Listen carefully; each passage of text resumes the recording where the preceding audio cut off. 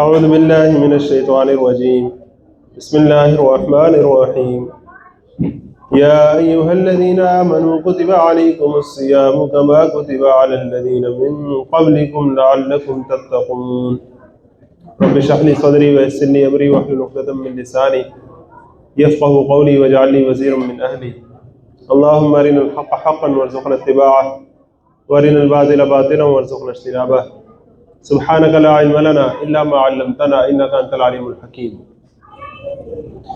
اے وہ لوگوں جو ایمان لائے ہو، کتب علیکم الصیام، تم پر روزہ رکھنا فرض کر دیا گیا، کما کتب علی الذین من قبلکم، جس طرح فرض کیا گیا تھا ان پر جو تم سے پہلے تھے، لعلکم تتقون، تاکہ تم بچ سکو اللہ کی نافرمانی سے، تمہارے اندر تقوی پیدا ہو سکے۔ روزے کے دو پہلو ہیں، دونوں کو سمجھ لیجئے۔ مکے سے جب مسلمانوں نے ہجرت کر کے مدینہ گئے تو وہاں یہود روزہ رکھا کرتے تھے، لیکن اہل عرب کے ہاں بالعموم جو روزے کا تصور تھا وہ یہ تھا کہ وہ گھوڑوں کو روزہ رکھوایا کرتے تھے۔ دو جانور عرب کے ہاں زیادہ مقبول ہیں، ایک اونٹ اور ایک گھوڑا۔ اونٹ جو ہے بڑا لانگ لاسٹنگ قسم کا جانور ہے، کافی دن بغیر کھانا کھائے بغیر پانی پیے سفر کر سکتا ہے، لیکن اس میں تیزی نہیں ہے، اس کا ایکسلریشن اتنا اچھا نہیں ہے۔ جبکہ گھوڑا جو ہے اس کا ایکسلریشن تو بڑا اچھا ہے، لیکن ذرا نخریلا قسم کا جانور ہے، بھوک پیاس زیادہ اس سے برداشت نہیں ہوتی تھی۔ اس لیے وہ اپنے گھوڑوں کو روزہ رکھواتے تھے تاکہ گھوڑے کے اندر مشقت سہنے کا ایک مادہ پیدا ہو جائے اور ایک عادت پیدا ہو جائے، تاکہ جب مالک کی کاز کے لیے اسے لڑنا پڑے تو وہ پیٹھ نہ دکھائے۔ اب یہ تھا اہل عرب کا ایک تصور۔ اب مسلمانوں کو جو روزہ فرض کیا جا رہا ہے اس کی کیا سینس ہو سکتی ہے، یو کین امیجن کہ ابھی اگلا جو رکوع ہوگا اس میں قتال کا ذکر آئے گا، اور ابھی پیچھے جنگ میں صبر کرنے کی بات آئی تھی۔ تو اب روزہ جو ہے وہ مسلمانوں کو ایک لحاظ سے تیار کر رہا ہے معاشرتی سطح پر اور ایک پوری جماعتی سطح پر۔ لیکن روزے کا ایک انفرادی پہلو بڑا خاص ہے، اس کو سمجھنے کے لیے اپنے اس سبق کو دوبارہ سے تازہ کر لیں کہ انسان صرف اس گوشت پوست کے بنے ہوئے جسم کا نام نہیں ہے، بلکہ اس کے اندر جناب خاص سے پھونکی گئی ایک روح ہے۔ اب انسان ایک مرکب وجود ہے، اس کے اندر روحانی جذبات بھی ہیں اور نفسانی جذبات بھی ہیں، حیوانی جذبات بھی ہیں۔ حیوانی جذبات اسے نیچوں کو کھینچتے ہیں، بھوک ہے، پیاس ہے، جنسی جذبہ ہے، غصہ ہے، اور دوسری طرف روحانی جذبات ہیں جو اس کے اندر ضمیر ہے، اللہ کی معرفت اور محبت ہے۔ اب ان دونوں کے کلیش کے اندر انسان زندگی گزارتا ہے، اور اس کے سامنے چوائس ہوتی ہے اما شاکر و اما کفورا، چاہے تو شکر گزار بن جائے چاہے تو نہ شکرہ بن جائے۔ روزہ کیا ہے کہ وہ ان حیوانی جذبات پر کنٹرول پیدا کرنے کی ایک پریکٹس ہے۔ صبح سے شام تک کھانا پینا، جنسی تعلق اور غصے پر ریئیکٹ کرنا، اس سب پر کنٹرول حاصل کرنا، اس کی ایک پریکٹس انسان کو کرائی جاتی ہے تاکہ اس کے اندر تقوی پیدا ہو جائے، تاکہ اس کے اندر یہ احساس پیدا ہو جائے کہ اللہ اسے دیکھ رہا ہے اور اسے اللہ کے سامنے جواب دہی کرنی ہے۔ دنیا کی کوئی اور طاقت نہ ہو جو اس کو روک سکتی ہو، لیکن وہ صرف اللہ کے خوف سے روکے۔ ایام معدودات، یہ رمضان کے جو روزے ہیں یہ گنتی کے چند دن ہیں، اور واقعی گنتی کے چند دن ہیں، 2 یا 3 تو گزر بھی گئے اور آگے پتہ ہی نہیں چلنا کہ کیسے گزر جانے ہیں۔ فمن کان منکم مریضا او علی سفر، پھر جو ہو تم میں سے بیمار یا سفر پر، فعدۃ من ایام اخر، تو دوسرے دنوں میں گنتی پوری کرنا لازمی ہے۔ وعلی الذین یطیقونہ فدیۃ طعام مسکین، اور ان پر جو روزہ رکھنے کی طاقت رکھتے ہوں اور روزہ نہ رکھیں، فدیہ دینا لازم ہے۔ کیا فدیہ؟ طعام مسکین، ایک مسکین کو کھانا کھلانا۔ فمن تطوع خیرا فہو خیر اللہ، جو خوشی سے نیکی کرے تو وہ اسی کے لیے بہتر ہے۔ وان تصوموا خیر لکم، اور اگر تم روزہ رکھو تو یہی تمہارے لیے بہتر ہے۔ ان کنتم تعلمون، اگر تم جانتے ہو۔ رمضان کے روزے یا ویسے بھی اللہ تعالیٰ جب کوئی حکم دیتا ہے تو شروع میں اس کو آپشنل رکھتے ہوئے آہستہ آہستہ کرتے کرتے اس کی ایک فائنل فارم تک لے کے جاتا ہے، اور جب کسی چیز سے منع کرتا ہے تو آہستہ آہستہ اسے منع کرتے کرتے فائنل فارم تک لے کے جاتا ہے۔ اس ڈیبیٹ میں تو پڑھنے کی ضرورت نہیں ہے کہ اجتماعی طور پر فرض جو ہے اور حرام جو ہے وہ اس کے اندر کوئی تدریج یا کنٹینیوٹی کا کیا معاملہ ہے، لیکن ایک فرد کی تربیت آج بھی اگر کی جائے گی تو تربیت کے پیش نظر اس بات کا لحاظ رکھنا ضروری ہے کہ اس کو آرام سے حوصلے سے اس کے اوپر چیزیں لاگو ہوں اور آرام اور حوصلے سے وہ چیزیں چھوڑیں. تیزی سے ریش ڈیسیژن کر لینا لائف میں وہ اتنا دیر پا ڈیسیژن نہیں ہوتے. تو رمضان کے روزوں کے بارے میں پہلے یہ ذکر کیا گیا کہ اگر تمہارے پاس طاقت ہے بھی اور تم نہیں رکھتے تو تمہیں فدیہ دینا ہے. لیکن بعد میں فائنل فارم جو اس کی آ رہی ہے وہ اگلی آیت میں آ رہی ہے.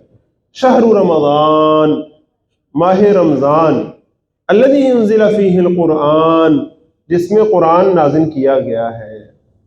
تو رمضان 12 مہینوں میں سے سب سے خاص مہینہ ہے، اور اس کی خصوصیت کی ایک اعلیٰ ترین وجہ کیا ہے کہ اس میں قرآن مجید کا نزول ہوا ہے. اب ایک تو ہے قرآن مجید کا آسمان سے زمین پر نازل ہونا، اور ایک ہے اس کا آپ کے میرے دل پر اتر آنا. اس کے لیے ضروری کیا ہے کہ ہم اپنے حیوانی جذبات پر کنٹرول حاصل کریں، اور اس کا طریقہ کیا ہے؟ روزہ. اور وہ اللہ تعالیٰ نے رمضان میں آپ کو مجھے فرض کر دیا. کتنی خوبصورت یہ بات ہے. شہر رمضان الذی انزل فیہ القرآن ھدی للناس، یہ تمام لوگوں کے لیے ہدایت ہے.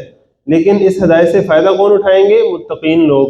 اور وہ تقویٰ پیدا کیسے ہوگا؟ روزے کے ذریعے جو اللہ تعالیٰ نے اس رمضان میں رکھا.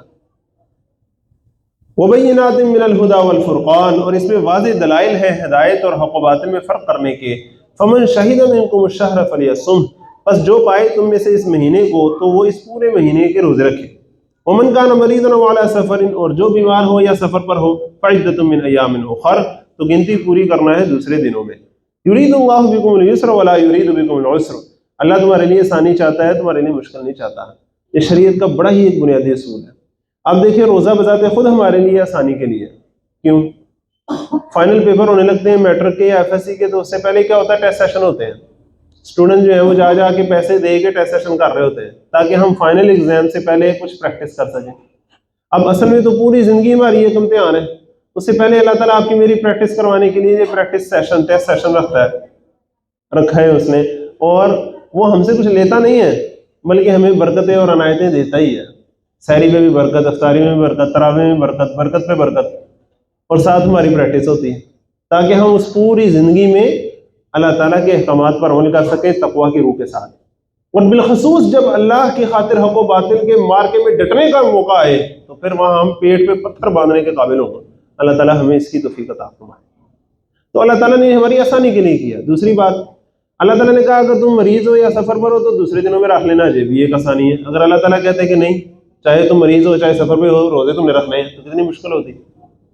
تیسرا پہلو اس کا دیکھیں، اگر اللہ تعالیٰ کہتے ہیں کہ نہیں اب تم مریض ہو یا سفر پر ہو تو اب تم نے روزے نہیں رکھنے اور آئندہ بھی نہیں رکھنے، جاؤ محروم ہو اب تم ان روزوں سے، تو کتنی محرومی کی بات ہوتی.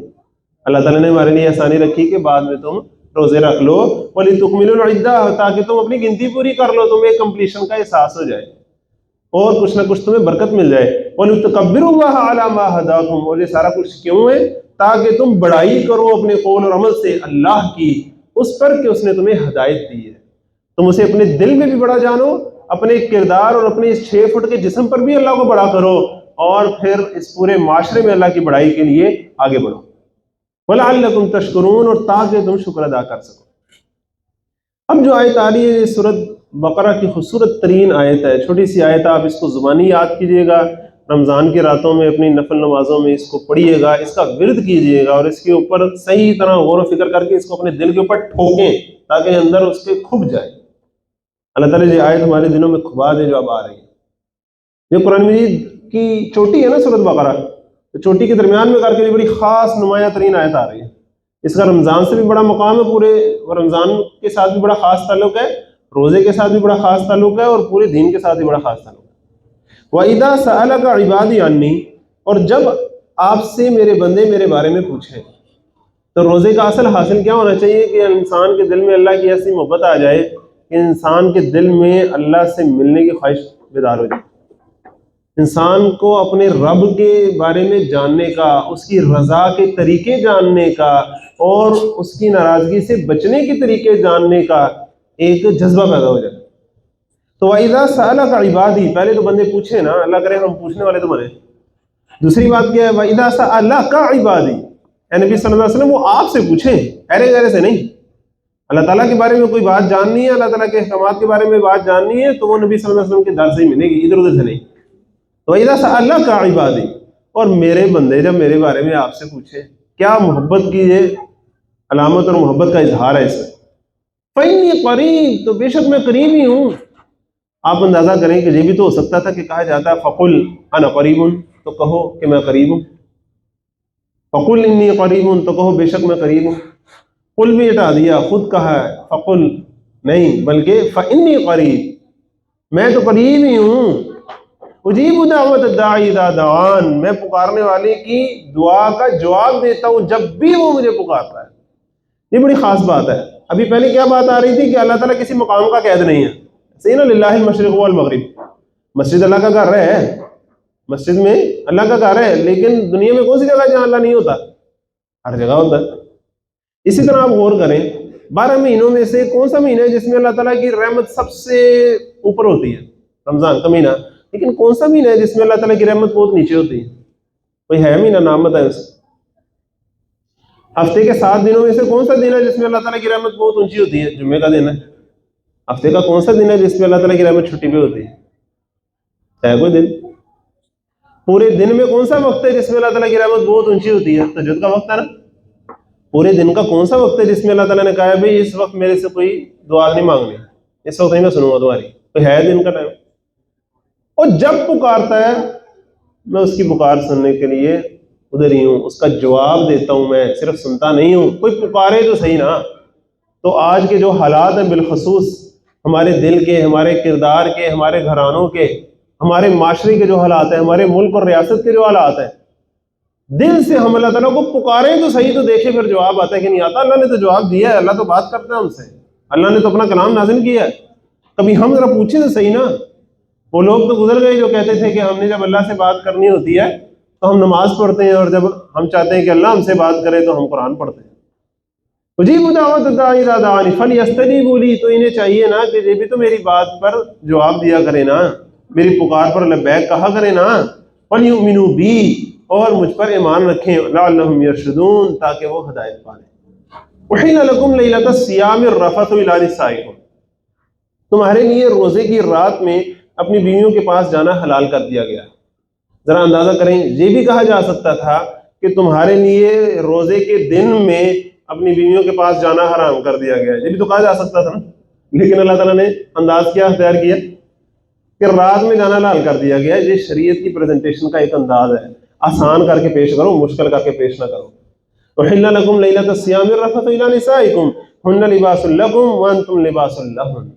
آج کے سبق میں میاں بیوی کا جو آپس کا تعلق ہے، جو قرآنک ورژن ہے اس ریلیشن شپ کا، اس کی بہت سی حکمتیں آنی ہیں۔ اس میں سے پہلی حکمت جو آج آپ کے سامنے آ رہی ہے وہ کیا ہے؟ ہن لباس لکم وانتم لباس لہن، وہ تمہارے لباس ہیں، تم ان کے لباس، تم دونوں ایک دوسرے کے لیے لباس ہو۔ اب لباس کیا ہوتا ہے؟ ذرا اندازہ کریں، قرآن مجید کے نزدیک لباس کا کیا کنسیپٹ ہے؟ لباس وہ ہے جو تمہاری شرمگاہیں چھپاتا ہے، تمہارے عیب چھپاتا ہے۔ تمہیں ایک دوسرے کے عیب چھپانے ہیں، عیب لا کے بازار میں نہیں ایک دوسرے کو بتانے، سارے پنڈ کو نہیں بتانے، ایک دوسرے کی کمی کوتاہیوں پر پردہ ڈالنا ہے۔ پہلی بات یہ ہے، تمہیں ایک دوسرے کو کمپنسیٹ کرنا ہے۔ دوسری بات، حفاظت کرتا ہے لباس، تمہیں ایک دوسرے کی حفاظت کرنی ہے، تتی وہاں نہیں لگنے دینی ایک دوسرے کو، پوری دنیا کے ظلم و ستم سے بھی بچانا ہے، خود اپنی ٹھنڈی اور طبیعت اور گرم طبیعت سے بھی بچانا ہے۔ لباس کیا کرتا ہے؟ گرمی سردی سے بچاتا ہے نا۔ تو اگر میاں بیوی کے لیے لباس ہے اور بیوی میاں کے لیے لباس ہے تو اسے اپنی سرد مہری سے بھی بچانا ہے، اپنی گرم طبیعت سے بھی بچانا ہے، اپنے غصے سے بھی بچانا ہے۔ پھر لباس خوبصورتی کا ذریعہ ہے، تو ایک دوسرے کے لیے خوبصورتی اور نیک نامی کا ذریعہ بننا ہے۔ سب سے بڑی بات کیا ہے؟ لباس تو انسان کے جسم کا حصہ ہوتا ہے۔ اگر فرض کریں ہمارے کپڑے گندے ہوں تو ہم یہ کہہ سکتے ہیں کہ کوئی بات نہیں، میں تو صاف ہوں نا، میرے کپڑے گندے ہیں، کہہ سکتے ہیں؟ وہ تو ہمارے جسم کا حصہ ہے نا۔ تو کیا ہم اپنا حصہ سمجھتے ہیں؟ اپنے پارٹنر کو اپنے جسم کا حصہ سمجھتے ہیں؟ اس کی تکلیف کو اپنی تکلیف سمجھتے ہیں؟ اس کے دکھ درد کو اپنا دکھ درد سمجھتے ہیں؟ یہ ہے اصل بات۔ ہن لباس لکم وانتم لباس لہن علم اللہ انکم کنتم تختانون انفسکم، اللہ جانتا ہے کہ تم ان کے پاس جا کر اپنے آپ سے خیانت کرتے تھے۔ اب کیا مطلب؟ یہود کا جو روزہ تھا اس میں رات کا بھی ایک لحاظ سے روزہ ہی تھا۔ اب وہاں مدینے میں جو مسلمان تھے، اب وہ ساروں کو پتہ نہیں تھا، ایکسپریس کوئی پرمیشن نہیں تھی رات کی، تو انہیں لگتا تھا کہ شاید جانا نہیں چاہیے، لیکن وہ جب چلے جاتے تھے تو انہیں محسوس ہوتا ہے شاید ہم نے غلط کیا، اپنے اندر اپنے آپ کو ملامت کرتے رہتے تھے۔ فتاب علیکم وعفا عنکم، بس اللہ نے نظر کرم فرمائی تم پر اور تمہیں معاف کر دیا۔ فالآن باشروہن، سو اب تم ملو ان سے، وابتغوا ما کتب اللہ لکم، اور طلب کرو جو لکھ دیا اللہ نے تمہارے لیے، یعنی اولاد۔ تو میاں بیوی کے تعلق کا ایک اہم جو مقصد ہے وہ کیا ہے؟ اولاد ہے۔ اس پر آج ابھی مزید آگے بات ہوگی کہ میاں بیوی کے تعلق کا اولاد کے ساتھ کیا تعلق ہے۔ وَكُلُوا وَاشْرَبُوا، اور کھاؤ پیو، حَتَّى يَتَبَيَّنَ لَكُمُ الْخَيْطُ الْأَبْيَضُ مِنَ الْخَيْطِ الْأَسْوَدِ مِنَ الْفَجْرِ، یہاں تک کہ فجر کے وقت صبح کی سفید داری رات کی سفید داری سے الگ ہو جائے، اور آج کل تو ٹائم ٹیبل ہمارے سامنے ہے۔ ثُمَّ أَتِمُّوا الصِّيَامَ إِلَى اللَّيْلِ، پھر پورا کرو روزہ رات تک۔ وَلَا تُبَاشِرُوهُنَّ وَأَنْتُمْ عَاكِفُونَ فِي الْمَسَاجِدِ، اور نہ ملو اپنی بیویوں سے جب کہ تم اعتکاف کرنے والے ہو مسجدوں میں۔ تِلْكَ حُدُودُ اللَّهِ، یہ اللہ کی حدیں ہیں۔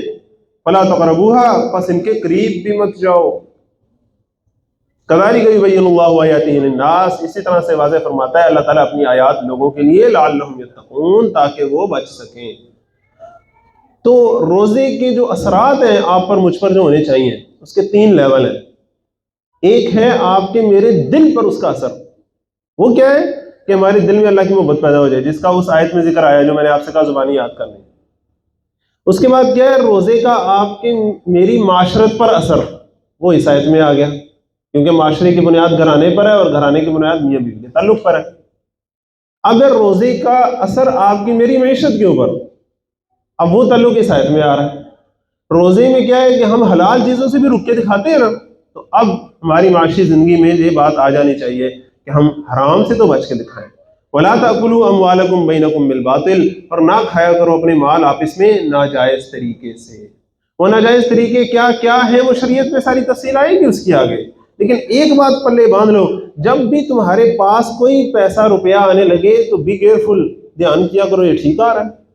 ہمارا معاملہ کیا ہے کہ آتے ہوئے کو تو نہیں کچھ کرنا، آ ہی رہے ہیں نا، کوئی گل نہیں، ہاں جہاں خرچ ہو رہے ہیں کچھ ادھر دھیان کرنا ہے کہ یہ کیوں خرچ ہو گیا، یہ کہاں خرچ ہو گیا، وہ بھی بات ٹھیک ہے، لیکن جو آ رہا ہے، آپ کے پاس کوئی گاہک آیا، کوئی آپ نے کہیں ملازمت کر رہے ہیں، آپ کو پے مل رہی ہے، جو بھی ہو رہا ہے، کسی کی جیب سے پیسہ آپ کی جیب میں جب جاتا ہے تو ذرا غور کریں، تھوڑی دیر کے ٹھنڈے دماغ سے سوچا کریں کیا یہ جائز طریقے سے آ رہا ہے، اس میں کوئی باطل معاملہ تو نہیں ہے۔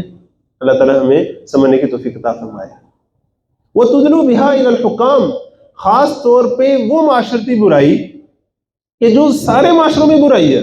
دیکھیں باطل 2 طرح کے ہوتے ہیں، ایک وہ جو ہر معاشرے میں برائی ہی سمجھی جاتی ہے، اور ایک وہ جو ہر معاشرے میں برائی نہیں سمجھی جاتی۔ شریعت نے بالخصوص بتایا کہ یہ برائی ہے، کچھ ایسی برائیاں بھی ہیں، لیکن وہ برائیاں جو سارے معاشروں میں پائی جاتی ہیں ان میں سے ایک خاص برائی کیا ہے؟ رشوت، اسی طرح کرپشن ہے، ناپ تول میں کمی ہے، ملاوٹ ہے، ذخیرہ اندوزی ہے، یہ ساری وہ جرائم ہے جو سارے معاشروں میں برا سمجھا جاتا ہے۔ کوئی بھی معاشرہ ایسا نہیں ہے جو سمجھتا ہے بڑا اچھا کام۔ اب رشوت کو دیکھیں ایکسپلین کیسے کیا گیا ہے۔ وَتُدْلُوا بِهَا إِلَى الْحُكَّامِ، اور مال کو ذریعہ نہ بناؤ انہیں رشوت کے طور پر حکام تک رسائی کا۔ جو معاشرے میں مقتدر طبقات ہیں ان کو اگر تم مال دے کر، رشوت دے کر ان تک رسائی کا ذریعہ اگر بناتے ہو تو تمہارا مقصد کیا ہے؟ لِتَأْكُلُوا فَرِيقًا مِّنْ أَمْوَالِ النَّاسِ بِالْإِثْمِ، تاکہ تم کھا سکو کچھ حصہ لوگوں کے مال کا گناہ کے ساتھ، گناہ کے طور پہ، وَأَنْتُمْ تَعْلَمُونَ، جانتے بوجھتے۔ کیا مطلب؟ جب کوئی حاکم ہے یا کوئی آفیسر ہے، اس کو جب آپ کوئی رشوت کے طور پہ کچھ دیتے ہیں اور اس کے بدلے میں وہ آپ کو کچھ نوازتا ہے اپنے ادارے میں سے یا اپنی کمپنی میں سے یا کہیں سے بھی، تو آپ بتائیں وہ آپ کو اپنے پلے سے دے رہا ہوتا ہے؟ آپ تو اسے واقعی اپنے پلے سے دے رہے ہوتے ہیں، وہ آپ کو کہاں سے دے رہا ہوتا ہے؟ وہ تو آپ کو اموال الناس میں سے دے رہا ہوتا ہے، لوگوں کے مال میں سے دے رہا ہوتا ہے۔ تو لوگوں کے مال کی جو سینکٹیٹی ہے قرآن مجید میں بیان کی گئی ہے، یہ آپ کو آہستہ آہستہ آگے ساری باتیں واضح ہوتی چلی جائے گی۔ لوگوں کا مال، اموال الناس، بیت المال، اس کی بڑی سینکٹیٹی ہے۔ ایک شخص کا مال کسی نے ہتھیا لیا یا کسی کے ساتھ اس نے زیادتی کر لی تو وہ تو اس کا مال دے کے معافی تلافی کرنا نسبتاً آسان ہے۔ پورے عوام الناس کے مال پر ڈاکہ مار لیا، بہت بڑا جرم ہے۔ اللہ تعالیٰ ہمیں اس کو سمجھنے کی توفیق عطا فرمائے اور اس سے بچنے کی توفیق عطا فرمائے۔ آپ ذرا اندازہ کریں مالی جتنی بھی احکامات ہیں وہ بھی بعد میں آنے ہیں، سب سے پہلے رشوت کا معاملہ آ رہا ہے۔ ذرا غور کریں کیوں؟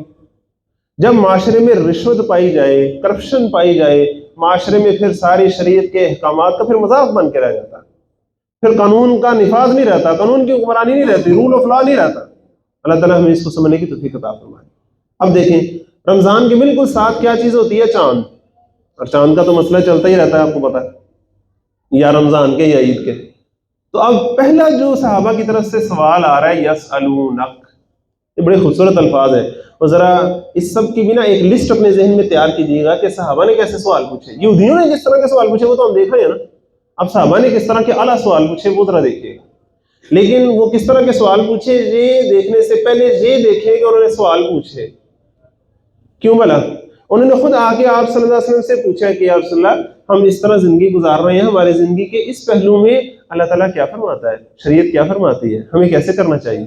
ان کے ایک اندر ارج پیدا ہوئی ہے، یہ سب سے زیادہ اپریشیبل بات ہے۔ کیوں بھلا؟ اس کو سمجھیے، اسلام جو ہے وہ شریعت کے نفاذ کا ایک خاص اصول رکھتا ہے، وہ ایسے نہیں کرتا کہ جیسا بھی معاشرہ ہے بس کچھ خاص قسم کے اصول و قوانین لا کے اس پہ تھوپ دیے جائیں تو پھر برکتیں آ جاتی ہیں، شاید ایسا نہیں ہوتا، بلکہ اسلام ایک الگ ہی اس کا ایک تصور پیش کرتا ہے۔ وہ کیا ہے کہ اتر کر ہرا سے سوئے قوم آئے، ایک نسخہ کیمیا ساتھ لائے نا۔ اس قرآن مجید کے ذریعے لوگوں کے اندر ایمان پیدا کیا جاتا ہے پہلے سب سے۔ اور بھائیوں یہ جو ہم آپ میں یہاں مل کر بیٹھے نا، اس کی کوشش ہے، یہ صرف قرآن مجید ہم کوئی رسمن نہیں پڑھ رہے، یہ پوری ایک کوشش ہے امت زندہ ہو جائے، انسانیت کو فلاح و کامرانی سے ہم کنار کر دے۔ اس کے لیے ضروری ہے کہ کوئی تو جماعت ہو نا جو اٹھے قرآن کے نام پر، یہ اس کی ایک چھوٹی سی کوشش ہے، بڑی بڑی حقیر سی ایک چھوٹی سی کوشش ہے۔ اللہ تعالیٰ اس کو قبول فرما لے، یہ جیسی کوشش ہونی چاہیے اس کے لیول کی تو نہیں ہے، لیکن اللہ تعالیٰ ہماری اس کوشش کو قبول فرما لے۔ تو پہلے سب سے کیا ہوتا ہے؟ قرآن مجید کی دعوت کے ذریعے لوگوں کے دل میں ایمان پیدا ہوتا ہے۔ اس سے کیا ہوتا ہے بھلا؟ ان کے دل میں دو چیزیں پیدا ہوتی ہیں، ذرا غور کریں اس فنومنن کو، ذرا ایک دفعہ صحیح طرح جو ہے نا سمجھ لیں۔ دو چیزیں پیدا ہوتی ہیں، پہلی یہ کہ ان کے اندر اللہ کی خاطر جینے مرنے کی آرزو پیدا ہو جاتی ہے۔ ایمان جب پیدا ہوتا ہے تو ان کے دل کے اندر کیا ہوتا ہے؟ اللہ کی خاطر جینے مرنے کی آرزو پیدا ہو جاتی ہے۔ صحابہ میں پیدا ہوئی تھی کہ نہیں پیدا ہوئی تھی؟ دوسرا کیا ہوتا ہے کہ ان کے اندر ضمیر ان کا جاگ جاتا ہے۔ اب انہیں کیمرے کی آنکھ ضروری نہیں ہوتی انہیں جرم سے روکنے کے لیے، ان کی اپنے اندر کی آنکھ ہوتی ہے جو انہیں روکتی ہے۔ اب یہ دونوں چیزوں کا روزے کے ساتھ کیا تعلق ہے وہ بھی ہم بیان کر چکے ہیں۔ تو ایمان کے ذریعے یہ دو چیزیں پیدا ہوتی ہیں افراد کے اندر، پھر ایسے افراد مل جل کر ایک معاشرے کو تشکیل دیتے ہیں، ایک جماعت کے ذریعے ایک معاشرہ قائم کرنے کی کوشش کرتے ہیں۔ مکے کے اندر وہ جماعت تھی، مدینے کے اندر آ کے وہ معاشرہ بن گیا۔ تو پہلا کام کیا ہے کہ ایک معاشرہ تعمیر کیا جائے ایمان کی بنیاد پر۔ اب اس معاشرے کے اندر ایک اجتماعی خواہش پیدا ہو جاتی ہے اللہ کی خاطر جینے مرنے کی۔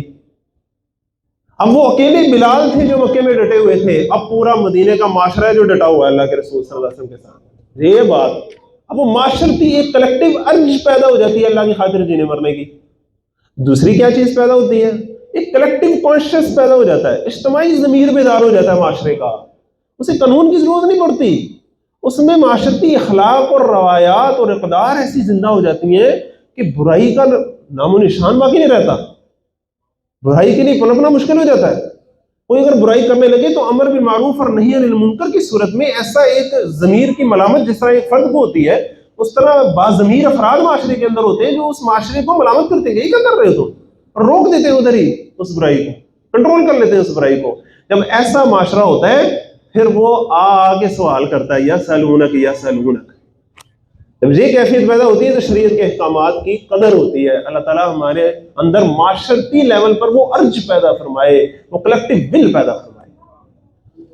ضیاء الحق صاحب کے زمانے میں ایک قانون آیا قصاص اور دیت کا، بڑی لے دے ہوئی اس پر، قصاص کا ذکر آیا نا، ڈاکٹر اسرار احمد رحمۃ اللہ علیہ وہ ان دنوں اپنے جمعے کے خطبے میں سیاسی حالات پر گفتگو کیا کرتے تھے، وہ اس پر خاموش رہے، اور کچھ عرصہ خاموش رہنے کے بعد پھر انہوں نے اس پر تفصیل سے بات کی۔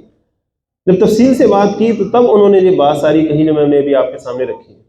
یہ پرانے جو میثاق کی اداریاں ہیں اس میں موجود تھی، اب اللہ کا شکر ہے کہ ان کو اس کا جسے کہتے ہیں ابسٹریکٹ کر کے ایک کتاب کی شکل دے دی گئی ہے، دین و سیاست کے نام سے وہ کتاب ہے، بڑی خوبصورت، جدا ہو دین سیاست سے۔ انشاءاللہ مجھے امید ہے کہ آپ کے مکتبے پر بھی آپ کو ملے گی۔ تو جس طرح میں نے آپ کو کل کہا تھا کہ ان کی جو رائٹنگز ہیں، ان کی تحریریں ہیں، اس میں ان کی فکر کی جو گہرائی ہے وہ آج کے نوجوانوں کے لیے بڑی ضروری ہے۔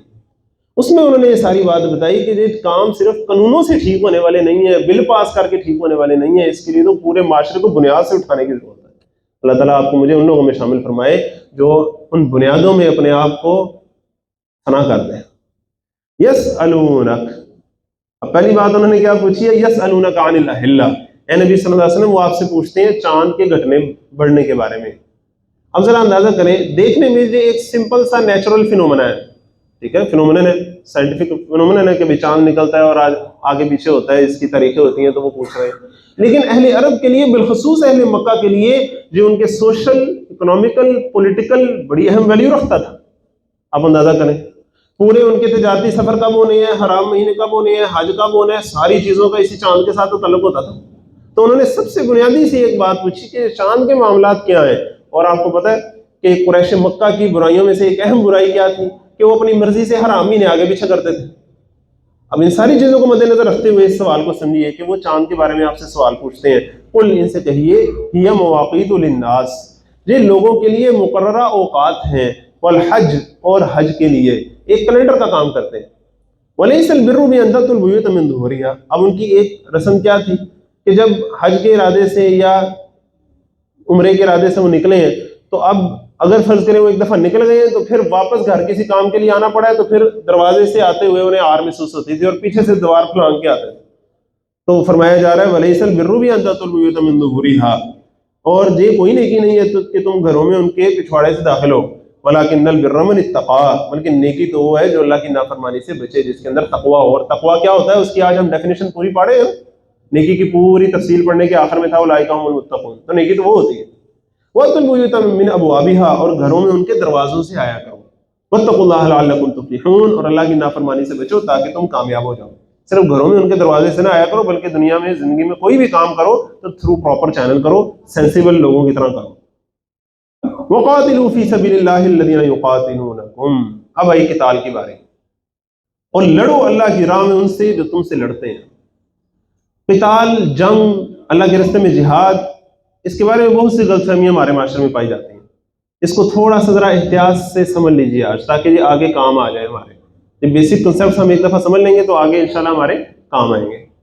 ये एक बड़ा अहम क्वेश्चन है कि क्लैश का आगाज, कशमकश का आगाज किस तरफ से हुआ था, कुरैश की तरफ से, कुफार की तरफ से, या आप सल्लल्लाहु अलैहि वसल्लम और सहाबा की तरफ से?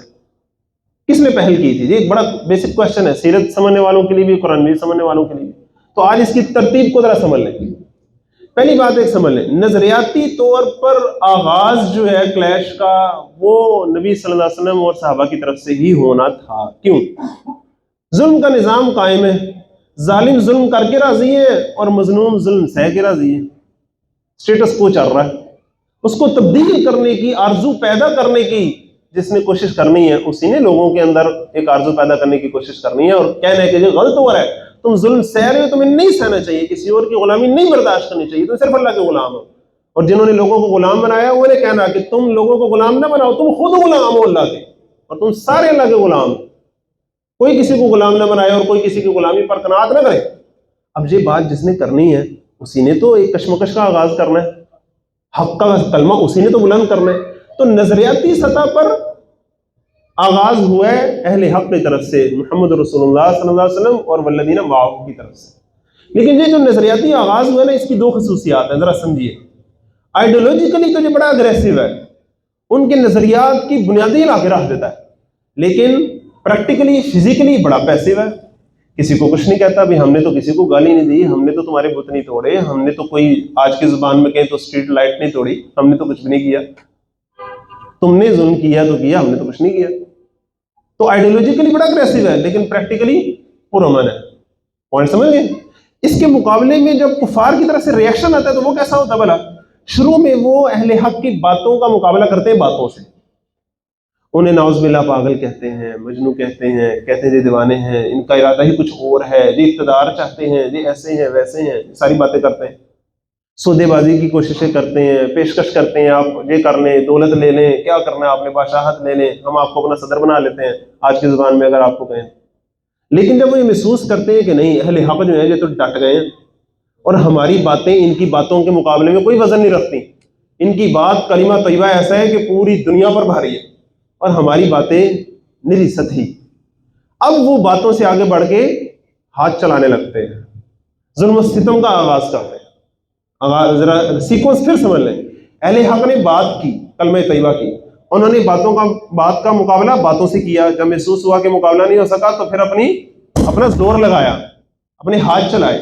جب محسوس ہوا نہیں ان کی بات تو اتنی بھاری ہے, ان کی ڈیڈیکیشن اتنی اہم ہے کہ ہماری باتیں, ہمارے تانے, ہمارا ظلم و ستم سارا ایک طرف اور ان کی ایک بات ہی ایک طرف, ان کی دعوت ہی اتنی پائیدار ہے کہ وہ جڑ پکڑتی چلی جا رہی ہے. جب ایسا ہوتا ہے اور وقت گزرتا ہے اور صحابہ اور آپ صلی اللہ علیہ وسلم جو ہیں وہ ان کے سارے ظلم و ستم پر کیا کر رہے ہوتے ہیں؟ برداشت کر رہے ہوتے ہیں. ان کے اس ظلم و ستم کا جواب کیسے دے رہے ہوتے ہیں؟ صبر سے. استعینوا بالصبر والصلاۃ سے, حوصلے سے, آرام سکون سے. یہ کرتے کرتے ایک موقع کیا آتا ہے کہ اللہ تعالیٰ ماحول پیدا کرتا ہے. جی ماحول اللہ تعالیٰ نے پیدا کرنا ہوتا ہے. کب پیدا کرنا ہوتا ہے, کہاں پیدا کرنا ہوتا ہے, کیسے پیدا کرنا ہوتا ہے, یہ اللہ کا کام ہوتا ہے. مومنوں کے لیے کیا ہے, تم صبر کرتے چلے جاؤ, اللہ ماحول پیدا کرے گا. اللہ نے ماحول صحابہ کے لیے کیا پیدا کیا کہ مدینے کی کھڑکی کھول دی. جب مدینے کی کھڑکی کھولی اور آپ صلی اللہ علیہ وسلم وہ پودا جو مکے میں پروان چڑھ رہا تھا, لیکن ہوا نے جتنی انہیں غذائیت دینی تھی, زمین نے جتنی غذائیت دینی تھی وہ انہیں مل گئی, اب وہ مزید کچھ نہیں مل رہا انہیں. تو آپ صلی اللہ علیہ وسلم نے صحابہ کی جماعت کا وہ ننھا سا پودا وہاں سے اکھاڑا, مدینے کی زرخیز زمین میں لا کے رکھا. اب جب وہاں رکھا اور اسے فضا میسر آئی, زرخیز زمین میسر آئی, تو دن دگنی رات چگنی ترقی کرتے ہوئے وہ ایک شجرۃ طیبہ بن گیا, پاکیزہ درخت بن گیا, جس کی جڑیں زمین میں گہری اتر گئی اور جس کی شاخیں آسمانوں سے باتیں کرنے لگی. اب وہ مدینے کا معاشرہ اتنا اٹریکٹیو ہو گیا ارد گرد کے لوگوں کے لیے کہ جو آئے دل دے بیٹھے ادھر کے. کیا بات ہے, زندگی گزارنے کا یہ طریقہ ہے, یہاں کا امن و سکون دیکھو, یہاں کا عدل و انصاف دیکھو, یہاں کا بھائی چارہ دیکھو, یہاں کی آزادی اور مساوات دیکھو, زندگی گزارنے کا تو یہ طریقہ ہے. اب کفار کے پیٹ میں مڑوڑ اٹھا کہ یہ کیا ہوا, یہ تو ہم سے جان بچا کے گئے تھے, لیکن یہ تو وہاں دن دگنی رات دگنی ترقی کرنے لگ گئے. ہمیں تھا یہ یہود کے ساتھ لڑ لیں گے, انہوں نے ان سے معاہدہ کر لیا. ہم نے سوچا ان کی معیشت دیوالیہ ہو جائے گی, انہوں نے آپس میں بھائی بھائی بن کے اس کا بھی بندوبست کر لیا. اب قریش نے بلنڈر مارا. قریش نے بلنڈر کیا مارا کہ ایک تو مسجد حرام میں ان کے داخلے پر پابندی لگا دی کہ آج کے بعد تم مسجد حرام میں داخل نہیں ہو سکتے, جس کا میں نے پہلے ذکر کیا. جس سراسر انہوں نے زیادتی کی, مسلمانوں کا بنیادی شہری حق تھا یہ, جس سے ان کا حق سلب کر لیا گیا. دوسرا کام کیا کیا کہ مسلمان جتنا مال اسباب چھوڑ کر گئے تھے مکے میں, اس سب کو ضبط کر لیا. حضرت ابوبکر صدیق کی دکان, آپ صلی اللہ علیہ وسلم کی دکان, آپ صلی اللہ علیہ وسلم کا گھر, سارے پہ قبضہ کر لیا انہوں نے. 2 جرم ہو گئے. تیسرا کیا کیا, ایک دھمکی امیز خط لکھا مدینے والوں کو. ایک دھمکی امیز خط لکھا عبداللہ بن ابی کے نام. عبداللہ بن ابی پتہ نا کون تھا, خزرج کا سربراہ تھا, جس کو بادشاہ بنانے کا فیصلہ ہو چکا ہوا تھا کہ آپ صلی اللہ علیہ وسلم بے تاج بادشاہ کی حیثیت سے عزت کر کے آ گئے تھے اور ساروں نے آپ صلی اللہ علیہ وسلم کو اپنا بڑا مان لیا تھا. اب عبداللہ بن ابی کو انہوں نے خط لکھا قریش مکہ نے, اور خط کیا لکھا کہ یہ جو تمہارے لوگوں نے ہمارے کچھ لوگوں کو پناہ دے رکھی ہے نا وہاں, ان کو نکال کے واپس بھیج دو, ورنہ ہم تم پر ایسی فوج لے کر آئیں گے کہ تمہارے مردوں کو قتل کر دیں گے, تمہاری عورتوں کو بے حرمتی کر دیں گے. جی, اور وہ بڑی غیر سفارتی زبان استعمال کی آج کی زبان میں اگر میں آپ سے کہوں. اب جب یہ دھمکیاں میں خط لکھا تو عبداللہ بن ابی نے اپنے کچھ چیلو چانٹوں کے ساتھ مل کر پلان کیا کہ ہم مسلمانوں کے خلاف محاصرہ کریں. آپ صلی اللہ علیہ وسلم کو خبر ملی تو آپ صلی اللہ علیہ وسلم فوراً گئے اور جا کر عبداللہ بن ابی سے کہا کہ دیکھو تم کس سے لڑنا چاہتے ہو, یہ دیکھو میرے ساتھ جو صحابہ ہیں تمہارے ہی قبیلے سے کچھ لوگ ہیں, اپنوں سے لڑو گے تم, یہ لوگ مجھے چھوڑیں گے تو میرا ساتھ تو نہیں چھوڑیں گے, اور اگر تم لڑو گے تو پھر آپس میں خون خرابہ ہوگا. کفار تمہیں, قریش تمہیں اتنا نقصان نہیں پہنچا سکتے جتنا تم خود پہنچا لو گے, سو بی کیئرفل. اب عبداللہ بن ابی کو کیا عقل آنی تھی, اس کے ساتھ والوں کو بہرحال تھوڑی ہوش آئی, انہوں نے کہا جی ہم آپس میں لڑ مر جائیں گے, وہ سارے وہاں سے تتر بتر ہو گئے. لیکن ایک بڑی اہم بات تھی, وہ کیا کہ اس خط کے بعد ایک لحاظ سے اعلان جنگ ہو چکا تھا قریش کی طرف سے, اور جب اعلان جنگ ہو چکا تھا اور دھمکیاں مل رہی تھیں اور تیاری کر رہے تھے قریش, اور کہہ رہے تھے کہ بس اس دفعہ ہم نے حملہ کرنا ہے, اور جی ہمارا یہ قافلہ واپس آ جائے پھر ہم تیاری کر کے حملہ کریں گے. جب یہ انہوں نے اعلان کر دیا ہوا تو اب لیڈر جو ہوتا ہے وہ اس کا انتظار نہیں کرتا کہ وہ آ کے مدینہ کا گھیراؤ کر لیں گے تو پھر ہم کچھ کریں گے. نہیں, بیسٹ ڈیفنس کیا ہوتا ہے, بیسٹ ڈیفنس از اوفینس. لہٰذا آپ صلی اللہ علیہ وسلم نے بہترین حکمت عملی کا ثبوت دیا اور آگے بڑھ کے ان کی معاشی ناکہ بندی کرنے کی طرف آگے بڑھے کہ ٹھیک ہے تمہیں ہمیں حرم میں داخل نہیں نہ ہونے دیتے, ہم بھی تمہیں مدینے کے پاس سے اپنے قافلے نہیں لے کے جانے دیں گے, ایسے تو پھر ایسے ہی صحیح. اب قریش نے پہلے تو سوچا کہ شاید یہ ویسے ہی کہہ رہے ہیں, آج تک کسی کی ہمت نہیں ہوئی ہمارے قافلے پہ ہاتھ ڈالنے کی, کیونکہ ہم اس کا بت نکال دیں گے. ہر ایک قبیلے کا تو بت پڑا ہوا ہے ہمارے پاس بیت اللہ میں. انہیں نہیں تھا پتا کہ مسلمانوں کا تو کوئی بت ہوتا ہی نہیں, وہ تو اللہ کو پوچھتے ہیں. انہیں کس بات کا ڈر تھا, انہوں نے روک کے دکھایا. جب روکا تو اس کے نتیجے میں پھر غزوہ بدر ہوئی, جس کی تفصیل ہم سورۃ انفال میں دیکھیں گے. یہ پورا بیک گراؤنڈ جو ہے آپ کے سامنے ہونا چاہیے کہ نظریاتی طور پر آغاز اہل حق کی طرف سے، لیکن باتوں کا جواب باتوں سے پہلے دیا گیا کفار کی طرف سے، اس کے بعد انہوں نے ہاتھ چلائے، لیکن مسلمانوں نے صبر کر کے دکھایا۔ اللہ تعالیٰ نے جب ماحول ایسا بنا دیا کہ اب مسلمانوں کو جب طاقت مل گئی ہے کہ اب وہ اینٹ کا جواب پتھر سے دیکھ سکتے ہیں، اور انہوں نے بلنڈر مار کے جواز مہیا کر دیا جب، تو پھر مسلمان جو ہے وہ ظلم نہ کرتا ہے نہ سہتا ہے۔ اللہ تعالیٰ ہمیں ایسا مسلمان بننے کی توفیق عطا فرمائے۔ اب سنیے ذرا، وقاتلوا فی سبیل اللہ، اور لڑو اللہ کے راستے میں، الذین یقاتلونکم، ان سے جو تم سے لڑتے ہیں، ولا تعتدوا، اور زیادتی نہ کرنا۔ ابھی قتال کا حکم آ رہا ہے ڈیفینسو قتال کا، ابھی ڈیفینسو قتال کا حکم آ رہا ہے، باقی قتال کے باقی آگے حکم آئیں گے۔ ان اللہ لا یحب المعتدین، بے شک اللہ زیادتی کرنے والوں کو پسند نہیں کرتا۔ وقتلوہم حیث ثقفتموہم، اور جب لڑائی ہو تو قتل کرو انہیں جہاں کہیں بھی تم انہیں پاؤ، واخرجوہم من حیث اخرجوکم، اور نکال باہر کرو انہیں وہاں سے جہاں سے انہوں نے تمہیں نکالا ہے۔ والفتنۃ اشد من القتل، اور فتنہ یعنی اللہ کے راستے سے روکنا زیادہ برا ہے خون ریزی سے۔ تم قتل کو برا نہ سمجھو، اللہ تعالیٰ جو تمہیں حکم دے رہا ہے کہ فتنے کو ختم کرنے کے لیے کہہ رہا ہے، اور فتنہ کیا ہے کہ لوگوں کو مجبور کر دیا جائے کہ وہ اپنے بنیادی حقوق کے تحت زندگی نہ گزار سکیں۔ اور بنیادی حقوق میں سے سب سے بنیادی حق بلا کیا ہوتا ہے؟ زندگی کے حق سے بھی زیادہ اہم حق ہوتا ہے اپنے عقیدے کے مطابق زندگی گزار سکنے کا۔ تو صحابہ نے مکے میں کسی کو کیا کہا تھا؟ کیا بت توڑے تھے؟ کیا ان پر ظلم و ستم کیا تھا؟ کیا کیا تھا صحابہ نے؟ کیوں نہیں جینے دیا گیا تھا انہیں وہاں؟ اٹس اے بگ کوسچن نا، یہ بہت بڑا فتنہ تھا جو ان کے اوپر مسلط کیے جانے کی کوشش تھی۔ تو الفتنۃ اشد من القتل ولا تقاتلوہم عند المسجد الحرام، اور ان سے مسجد حرام کے پاس نہ لڑنا، حتی یقاتلوکم فیہ، یہاں تک کہ وہ تم سے وہاں نہ لڑائی شروع کر دیں۔ فَإِن قَاتَلُوكُمْ فَاقْتُلُوهُمْ، پھر اگر وہ تم سے وہاں بھی لڑے تو پھر تم قتل کر دو انہیں۔ الفاظ بڑے خوبصورت ہیں، فَإِن قَاتَلُوكُمْ فَقَاتِلُوهُمْ، نہیں کہ وہ تم سے لڑے تو تم ان سے لڑنا، نہیں وہ تم سے لڑے تو تم انہیں پھر قتل کر دو۔ كَذَلِكَ جَزَاءُ الْكَافِرِينَ، اور اسی طرح بدلہ ہے کافروں کا۔ فَإِنِ انتهوا، بس اگر وہ باز آ جائیں، فَإِنَّ اللَّهَ غَفُورٌ رَحِيمٌ، تو بے شک اللہ بہت بخشنے والا رحم فرمانے والا ہے۔ یہ اللہ تعالیٰ کی رحمت ہے۔ وقاتلوہم، اور ان سے لڑتے رہو، حتی لا تکون فتنۃ، یہاں تک کہ فتنہ بالکل ختم ہو جائے، ویکون الدین للہ، اور دین صرف اور صرف اللہ کا ہو جائے۔ فَإِنِ انتہوا، پھر اگر وہ باز آ جائیں، فلا عدوان الا علی الظالمین، تو بدلہ نہیں لیا جائے گا مگر صرف اور صرف ظالموں سے۔ الشہر الحرام بشہر الحرام، حرمت والے مہینہ تو حرمت والے مہینے کا بدلہ ہی ہوتا ہے۔ والحرمات قصاص، اور تمام حرمتیں بھی عدلے کا بدلہ ہوتی ہیں۔ یہ نہیں ہے کہ وہ تم سے حرمت والے مہینے میں تم پر چڑھ دوڑیں تو تم کہو کہ نہیں یہ تو حرمت والا مہینہ، ہم نے کچھ نہیں کہنا، نہیں ایسی بات نہیں ہے۔ یہ تو وہ پاسداری کریں گے تو تم پاسداری کرو گے۔ فمن اعتدى علیکم، پھر جو تم پر زیادتی کرے، فاعتدوا علیہ بمثل ما اعتدى علیکم، تم بھی بدلہ لو اس سے ویسا ہی جیسا اس نے تم پر زیادتی کی ہے۔ عدل و انصاف اسلام کا ایک بنیادی اصول ہے۔ واتقوا اللہ، اور اللہ کی نافرمانی سے بچو، واعلموا ان اللہ مع المتقین، اور جان لو اللہ پرہیزگاروں کے ساتھ ہے۔ وانفقوا فی سبیل اللہ، اب اللہ کے راستے میں جنگ لڑنی ہے تو جان اور مال کی قربانی تو کرنی پڑے گی، ساتھ ہی انفاق کا ذکر آ گیا۔ وانفقوا فی سبیل اللہ، اور اللہ کے راستے میں خرچ کرو، ولا تلقوا بایدیکم الی التہلکہ، اور نہ ڈالو خود کو اپنے ہاتھوں ہلاکت میں۔ اگر تم اللہ کے راستے میں خرچ نہیں کرو گے تو خود اپنا نقصان کرو گے۔ واحسنوا، اور نیکی کرتے رہو، ان اللہ یحب المحسنین، بے شک اللہ نیکی کرنے والوں کو پسند کرتا ہے۔ واتموا الحج والعمرۃ للہ، اور پورا کرو حج اور عمرہ اللہ کی رضا کے لیے۔ اب حج اور عمرے کا ان چیزوں کے ساتھ کیا تعلق ہے؟ آپ بتائیں، حج اور عمرہ کہاں ہوتا ہے؟ بیت اللہ میں۔ یہ ایک انوکھی عبادت ہے۔ نماز آپ کہیں بھی پڑھ سکتے ہیں، روزہ آپ کہیں بھی رکھ سکتے ہیں، زکوٰۃ آپ کہیں بھی دے سکتے ہیں، لیکن حج اور عمرے کے لیے بیت اللہ جانا ضروری ہے۔ اور بیت اللہ پہ کس کا قبضہ ہے؟ کافروں کا، لہٰذا اس کو چھڑانا ضروری ہے۔ تو واتموا الحج والعمرۃ للہ، سو پورا کرو حج اور عمرہ اللہ کی رضا کے لیے۔ فَإِنْ أُحْصِرْتُمْ، پھر اگر تم روک دیے جاؤ، گھیر لیے جاؤ، فَمَا اسْتَيْسَرَ مِنَ الْهَدْيِ، تو جو میسر ہو قربانی میں سے وہ آگے بھیج دو، جتنی وسعت ہو اتنا عمل کر دو۔ وَلَا تَحْلِقُوا رُؤُوسَكُمْ، اور اپنے سر نہ منڈواؤ، حَتَّى يَبْلُغَ الْهَدْيُ مَحِلَّهُ، یہاں تک کہ قربانی کا جانور اپنے مقام پر پہنچ جائے۔ فَمَنْ كَانَ مِنْكُمْ مَرِيضًا، پھر جو کوئی تم میں سے بیمار ہو، أَوْ بِهِ أَذًى مِنْ رَأْسِهِ، یا اسے اپنے سر میں کوئی تکلیف ہو، فَفِدْيَةٌ مِنْ صِيَامٍ أَوْ صَدَقَةٍ أَوْ نُسُكٍ، کتنی باریک لیول پر جا کے بھی شریعت نے احکامات دیے ہیں۔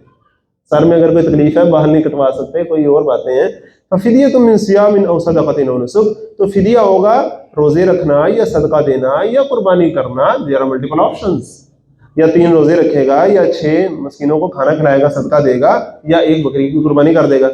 فَإِذَا أَمِنْتُمْ، پھر جب تم امن میں ہو جاؤ، فَمَنْ تَمَتَّعَ بِالْعُمْرَةِ إِلَى الْحَجِّ، تو جس نے ایک ہی سفر میں حج کے ساتھ ساتھ عمرے کا بھی فائدہ اٹھایا فمستیسر من الہدی، تو جو میسر ہو قربانی میں سے پیش کر دیں. فمن لم یجد، پھر جو قربانی کی طاقت نہ رکھتا ہو فصیام ثلاثۃ ایام فی الحج، تو 3 دن حج کے دوران روزے رکھنا اس پر لازم ہے.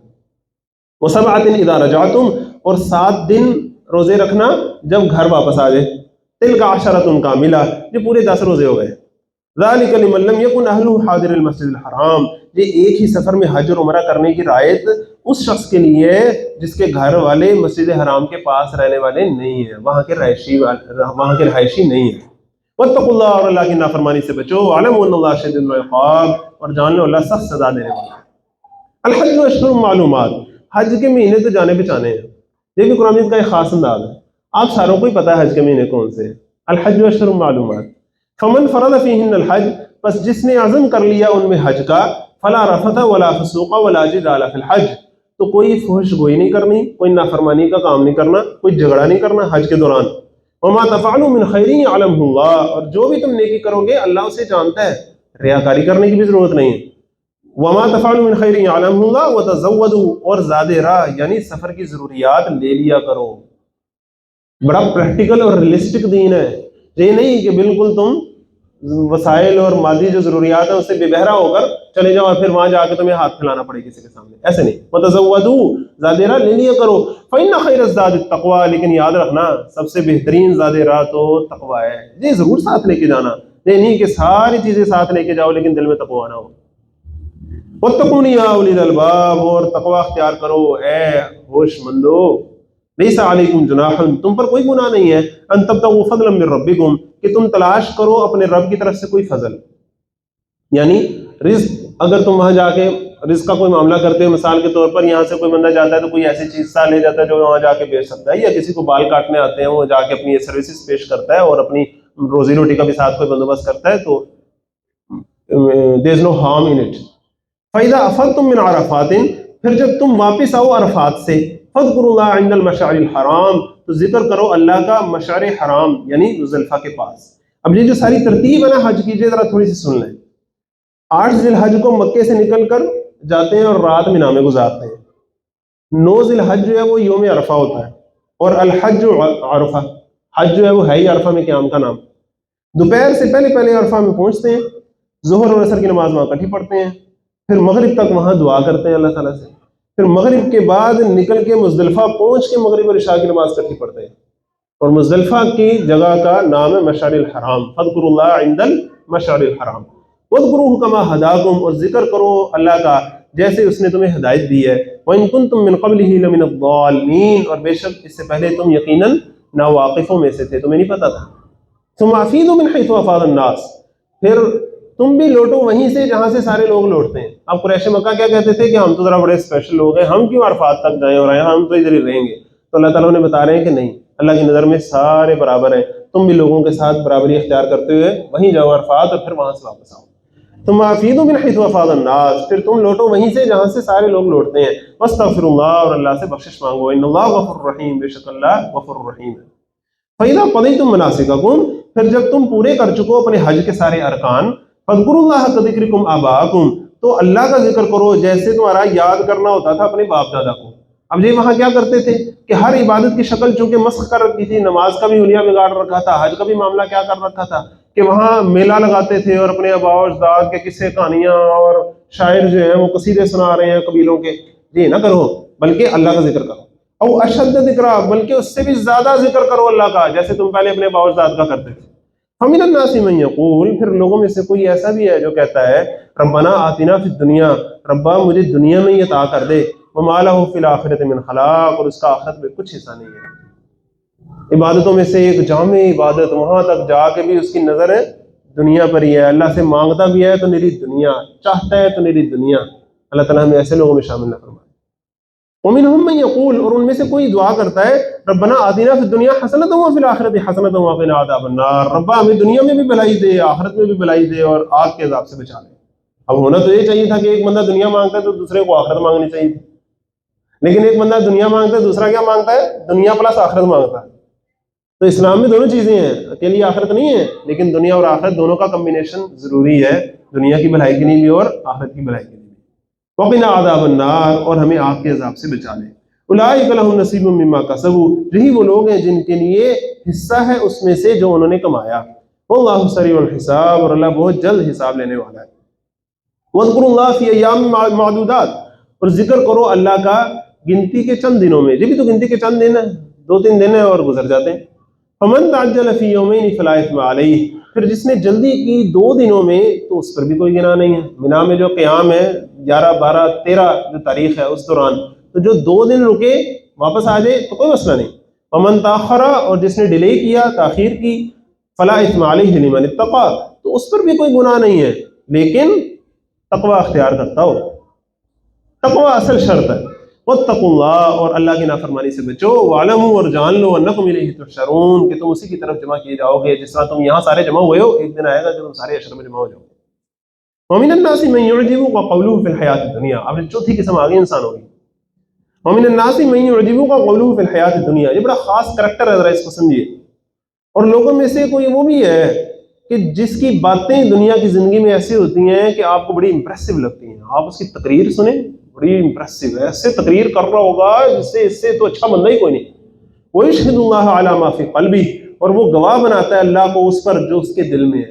اللہ کی قسمیں اٹھا کے کہہ رہا ہوگا میرے دل میں انسانی ہمدردی بہت ہے، اللہ کا خوف بہت ہے، ایسے امپریسو باتیں کر رہا ہوگا۔ وَهُوَ أَلَدُّ الْخِصَامِ، حالانکہ وہ سخت جھگڑالو ہے۔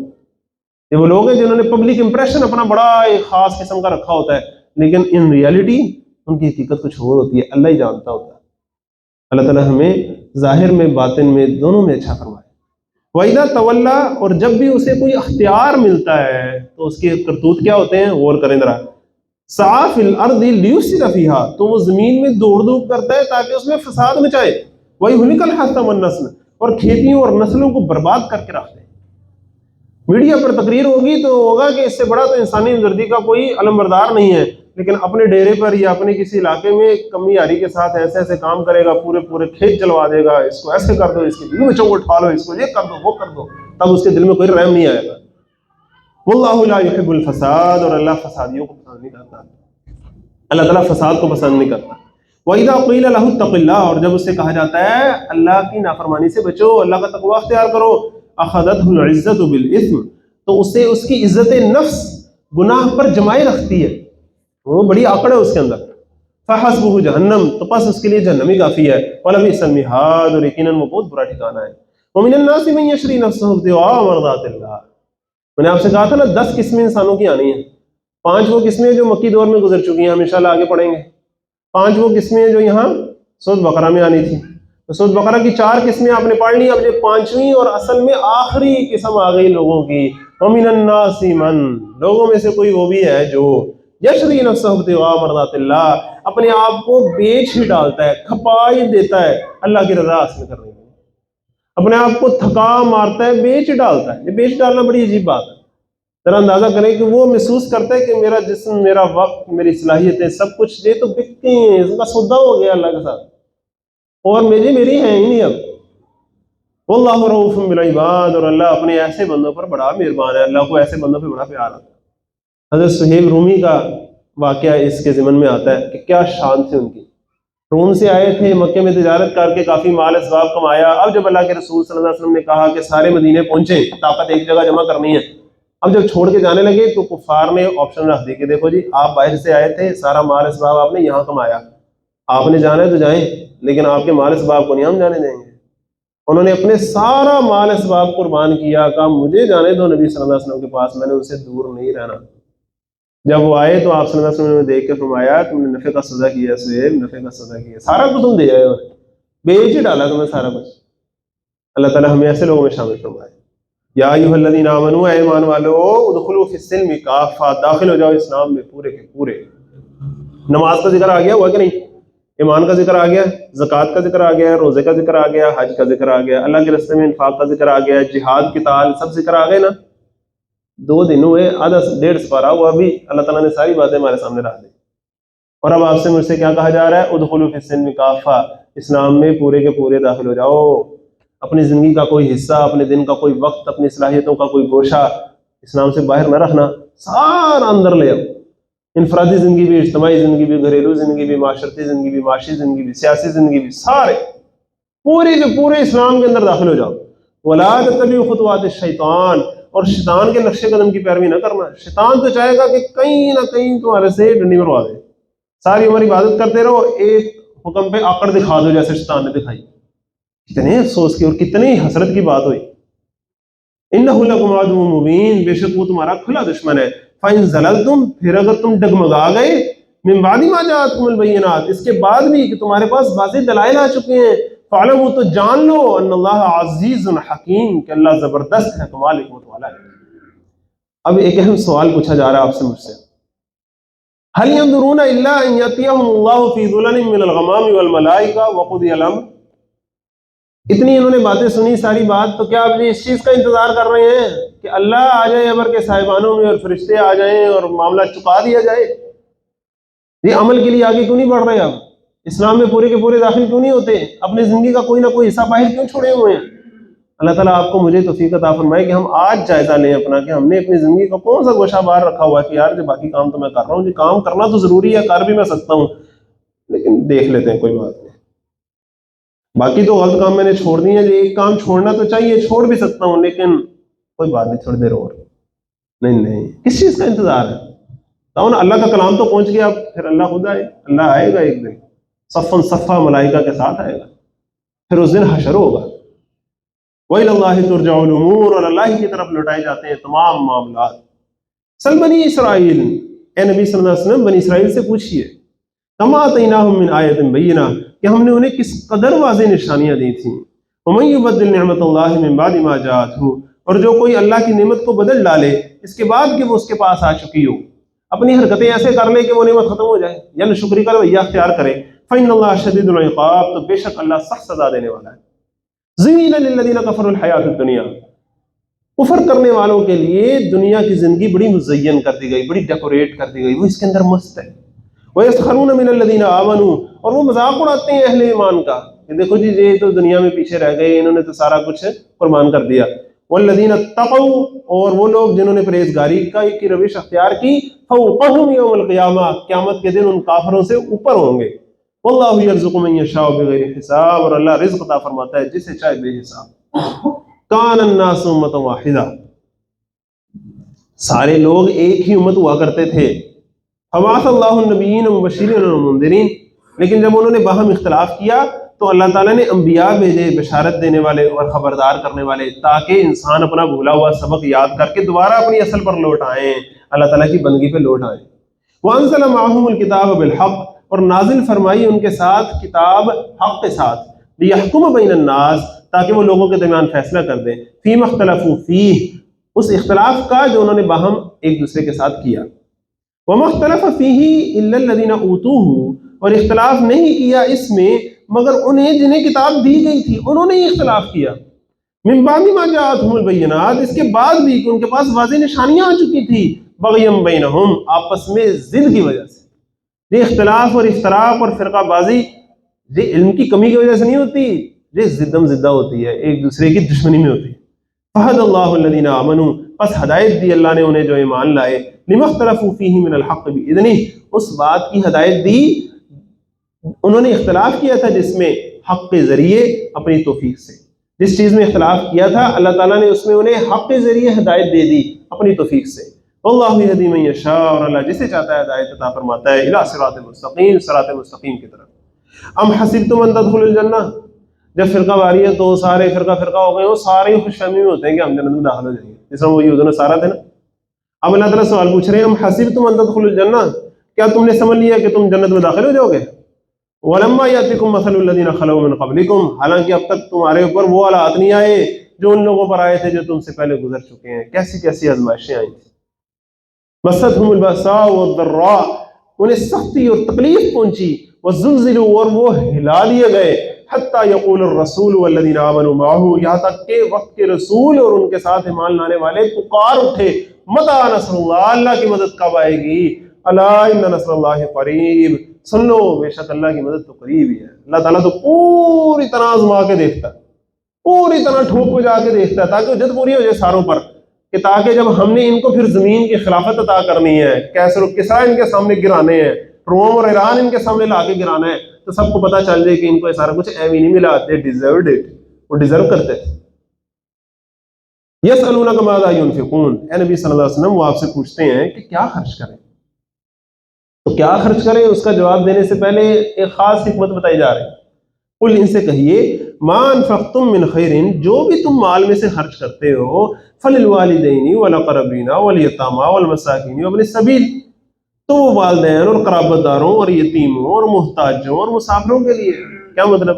جب تم خرچ کرتے ہو اللہ تعالیٰ کے راستے میں تو وہ اللہ تو نہیں اسے استعمال کرتا نا، اللہ کو تو فائدہ نہیں ہوتا اس میں، الٹیمیٹلی وہ تم پر ہی تو لٹا دیا جاتا ہے، بحیثیت مجموعی تمہارے ہی تو معاشرے کو اس کا فائدہ ہوتا ہے۔ آج تم دینے والے ہو، تم دے رہے ہو، تو کل کو تم پر کوئی آفت آئے گی، تم اگر لینے والے بن جاؤ گے تو کوئی تمہیں دینے والا ہوگا۔ یہ تو معاشرے کا ایک دوسرے کو خیال کرنے کا ہی ایک ذریعہ ہے نا۔ وما تفعلوا من خیر، اور جو بھی تم کرو گے نیکی، فإن اللہ به علیم، تو بلا شبہ اللہ اسے خوب جانتا ہے۔ کیا مطلب؟ تم خرچ کرو گے تو جسے پنجابی میں کہتے ہیں نا اڈیاں چک چک دسنا، اس کی ضرورت نہیں ہے، اللہ کو پتہ ہے کیا کر رہے ہو تم، اللہ خوب جانتا ہے۔ کتب علیکم القتال وهو کرہ لکم، تم پر جنگ کرنا فرض کر دیا گیا ہے اور وہ تمہیں ناپسند ہے۔ کون چاہتا ہے کہ جائیں اور جنگیں کریں؟ سب کچھ سب چاہتے ہیں کہ صلح صفائی سے آرام آرام سے رہیں، لیکن انہیں بتایا جا رہا ہے کہ یہ جو تمہیں کہا جا رہا ہے نا جنگ کرو، یہ تمہارے لیے ضروری اس لیے ہے کیونکہ بیسٹ ڈیفense از offense۔ اگر تم ابھی کمزوری دکھاؤ گے وہ تم پر چڑھائی کر کے تمہیں دبا لیں گے۔ تم اگر چاہتے ہو کہ وہ تمہیں نہ دبا سکے بلکہ تم حق کا غلبہ کر کے دکھا سکو، اس کے لیے تمہیں ڈٹ کے کھڑا ہونا پڑے گا، ذرا قد نکال کے کھڑا ہونا پڑے گا۔ کتب علیکم القتال وهو کرہ لکم، فرض کیا گیا تم پر جنگ کرنا اور وہ تمہیں ناپسند ہو رہا ہے۔ وعسیٰ ان تکرہوا شیئا وهو خیر لکم، ہو سکتا ہے تم کسی چیز کو ناپسند کرو حالانکہ وہی تمہارے لیے بہتر ہو۔ وعسیٰ ان تحبوا شیئا وهو شر لکم، اور ہو سکتا ہے کہ تم پسند کرو کسی چیز کو حالانکہ وہی تمہارے لیے بری ہو۔ واللہ یعلم وانتم لا تعلمون، اور اللہ جانتا ہے اور تم نہیں جانتے۔ یسألونک عن الشہر الحرام قتال فیہ، اے نبی صلی اللہ علیہ وسلم وہ آپ سے پوچھتے ہیں کہ حرمت والے مہینے میں جنگ کرنا کیسا ہے؟ یہ اصل میں ایک واقعے کی طرف اشارہ ہے، یہ آج کا انشاءاللہ آخری رکوع ہوگا انشاءاللہ۔ یہ واقعہ کیا ہوا کہ جب میں نے آپ کو جو پورا ابھی پس منظر بیان کیا کہ کس طرح مدینہ ہجرت کے بعد ایک ماحول بنا اور پھر آپ صلی اللہ علیہ وسلم نے بیسٹ ڈیفنس از اوفنس کی پالیسی اختیار کرتے ہوئے بر وقت کارروائی کرتے ہوئے ان کی معاشی ناکہ بندی کا فیصلہ کیا، اس کا اصل میں پورا جو بیک گراؤنڈ ہے وہ کیا ہے؟ دوبارہ سے وہ نقشہ اپنے ذہن میں لے آئے۔ نقشہ کیا تھا؟ نیچے کیا تھا؟ یمن، پھر اوپر مکہ، پھر اوپر مدینہ، پھر اوپر شام۔ تو یہ یمن سے شام تک ان کا تجارتی قافلہ جایا کرتا تھا، رستے میں پڑتا تھا مدینہ، بالخصوص شمال کے رستے میں مدینہ پڑتا تھا۔ اب آپ صلی اللہ علیہ وسلم نے ان کا جو شام کا جو رستہ تھا اس پہ انہوں نے آپ صلی اللہ علیہ وسلم نے صحابہ کے مختلف دستے بھیج کے اپنی پریزنس شو کی اور انہیں بتایا کہ اب تم یہاں سے ایسے ہی نہیں گزر سکتے، تم نے ہم پر پابندیاں لگائی ہیں تو ہم نے پھر تم پر پابندیاں لگا دی، اور اس رستے میں جتنے بھی گاؤں پڑتے تھے، جتنے بھی قبیلے پڑتے تھے، سب کی طرف دوستی کا ہاتھ بڑھا لیا۔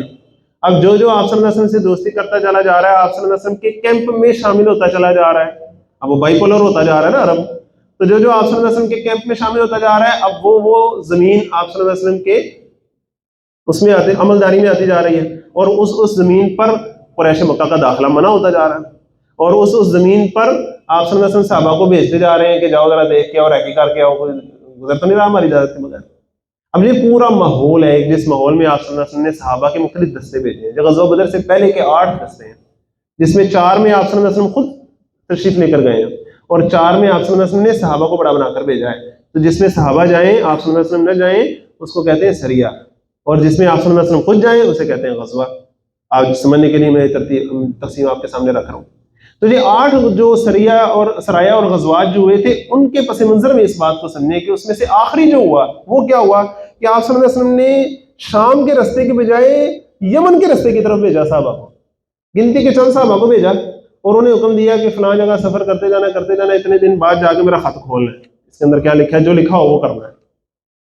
سفر کرتے گئے وہاں جا کے پہنچ کے جب خط کھولا تو اندر لکھا ہوا تھا کہ مزید اتنے دن سفر کرو، آگے جاؤ گے، قریش کا ایک قافلہ یہاں سے جا رہا ہوگا، اس پر نظر رکھو، اتنا کو آرڈر تھا۔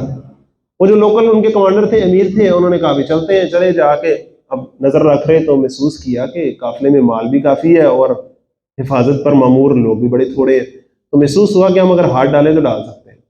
یہاں ایک بات کو ذرا سمجھ لیں، آج اگر پاکستان اور انڈیا کی جنگ کا اعلان ہو جائے اور انڈیا کا کوئی جہاز ہماری بحری حدود کے قریب سے گزر رہا ہو اور ہماری آرمی جو ہے وہ اس جہاز کو پکڑ لے جو اسلحہ لے کر جا رہی ہے، تو آپ مجھے بتائیں کہ کیا یہ بین الاقوامی قوانین کے تحت کوئی ظلم ہوگا؟